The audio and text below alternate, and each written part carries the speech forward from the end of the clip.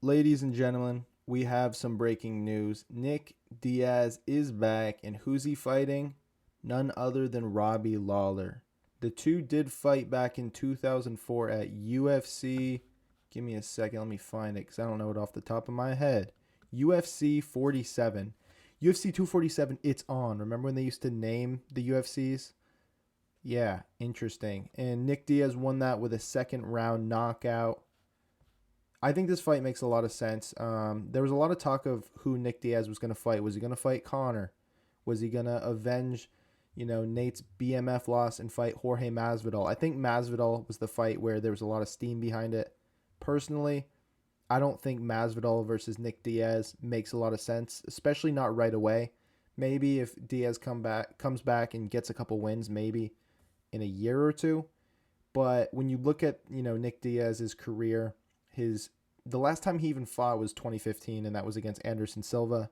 Now he would go on to lose that fight, but it ended up being a no contest. Remember, Nick Diaz had that whole thing where he got popped for marijuana and was suspended for 5 years. Absolutely insane, crazy to think about, but it kind of relates to what's going on in the world now with the Olympics and that runner being popped for that and not being able to compete there. Kind of crazy. Anyways, before that, Nick Diaz also had a fight against GSP, and he had a fight against Carlos Condit as well. He lost both of those. So his last win was against BJ Penn in 2011. So to have him go in against Jorge Masvidal just doesn't make a lot of sense. I like the Robbie Lawler here because Lawler's on a skid himself. 4 losses in his last 4 fights. He's lost 5 out of his last 6. It just makes sense. Two older guys. Lawler's 39, Nick is 37. They fought before, they have a history. Why not do that? Now, this fight is going to take place on September 4th, 2021, as you guys know. And this is UFC 266, and that's going to be the card where Jan Blachowicz is going to fight Glover Teixeira for the light heavyweight strap. This is going to be the co-main event.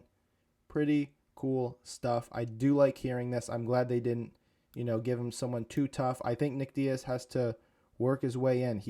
We've seen all the pics of him on Instagram of him being shredded.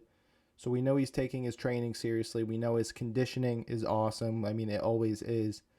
But I think Robbie Lawler's a good first fight for him. Aaron Bronstetter had a tweet saying, these are the things that didn't exist the last time Diaz and Lawler fought each other. iPhones, Blu-ray discs, Twitter, Google Chrome, Big Bang Theory. Kind of interesting to think that these two guys are fighting after so much time off. I mean, we had that with Connor and Dustin, but this is even longer than that. So I'm excited for this fight. I don't know about you guys. I'm excited to see where Nick Diaz is, how he looks, and whether or not, he can crack, the top 10 in the UFC. I don't know what Robbie Lawler is ranked at this point. I'm going to go ahead and look that up right now. But it'll be interesting to see if Diaz can keep up with these athletes. I mean, GSP always says that the athletes of tomorrow are better than the athletes of today. So how is he going to keep up with the next generation of fighters?